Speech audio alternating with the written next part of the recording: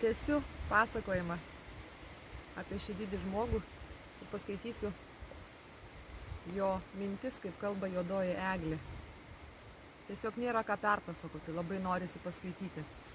Kalba juodoji eglė. Gary Young. Dabar esu čia, kad įvykdyčiau savo misiją, kurią man skyrė senovės žmonės. Niekas manęs neišgirs, bet po 1000 metų mane pasiuntė atlikti tai, kam ir buvau sutverta – pasitarnauti šio pasaulio vaikams. Senovės žmonės mane vadina šiaurės pašvaistės juodąja egle, nes mano šakos liečia danguje šokančias spalvas ir suvienyje motino žemės stiprybę su dangaus paslaptimis. Aš nušviečiu aptemusį protą, šalinu dvasinės kliūtis ir išlaisvinu iš vergijos, kurią kai kurie žmonės vadina emocijomis, galinčiomis pabloginti gyvenimą. Aš gyvenu itin atšiaurioje aplinkoje. Mano augimo sąlygos sunkios, dažni klimato pokyčiai temperatūrai nukrintant iki 80 laipsnių Farenheito žemiau nulio, o kaukiantis vėjai atšaldo orą iki -120 Farenheito. Tai čia maždaug apie 30-40 laipsnių šalčio. Vasarą temperatūra siekia 90 laipsnių Farenheito. Dienas būna ilgos, o kai kuriuose šiaurinio pusrutulio vietose apskritai nesutemsta. Tai didžiulis kontrastas trumpoms dienoms žiemą, kai saulės nematyti po kelias savaitės. Aš gyvenu su motinos gamtos kraštutinumais, tad susidoroju ir su žmonijos kraštutinumais.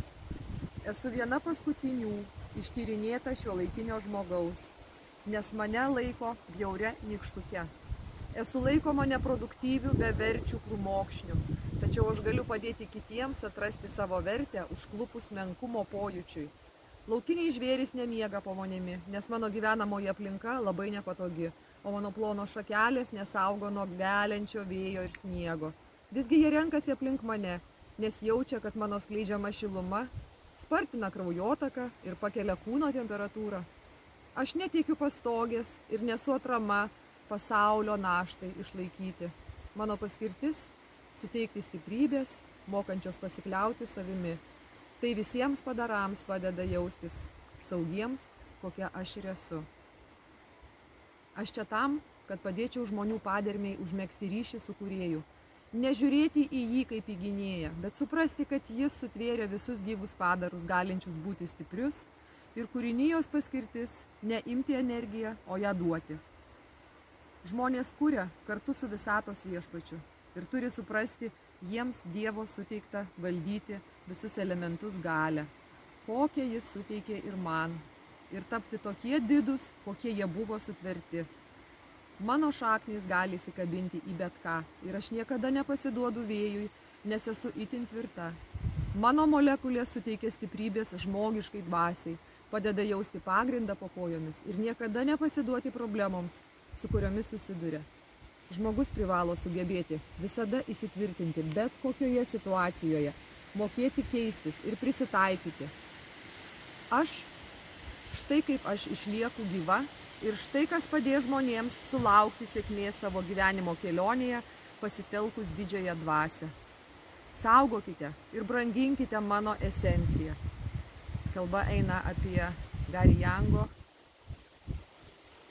padovanotą pasauliui eterinį aliejų.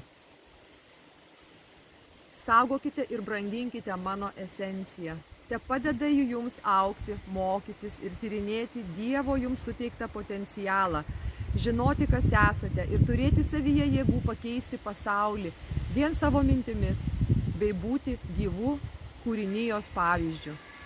Senovės žmonės vertino mūsų seserį baltąją eglę, kuri netrukus išmokys kitos dienos ir žinių dimensijos. Būkite pasiruošę, nes ji veikia greitai ir nėra kokia kantri kaip jos sesė. Aš labiau veikiu fizinę būseną, o ji dvasinę ir padeda jums tapti nepriklausomiems, ruošia jūs bendrystei su didžiąja dvasia. Mūsų sesuo, didžioji eglė, yra universali ir auga daugelyje skirtingų pasaulio regionų. Mūsų žemiškosios galios puikiai veikia su josios ir padeda jums pasiekti pusiausvyrą, ieškant savo didžiausio potencialo kelionėje per gyvenimą. Senovės šiauriečiai žvelgia žemyn iš dausų ir dėkoja, kad mes susivienijome su didžiąja dvasia tam, kad prisidėtume prie jos žmonių ir motinos žemės gerovės. Ačiū Jums, kad girdėjote, kad supratote, kad išklausėte, kad pajautėte. Ačiū Gary Youngui, kuris pakalbėjo už Juodąją eglę. Ačiū labai.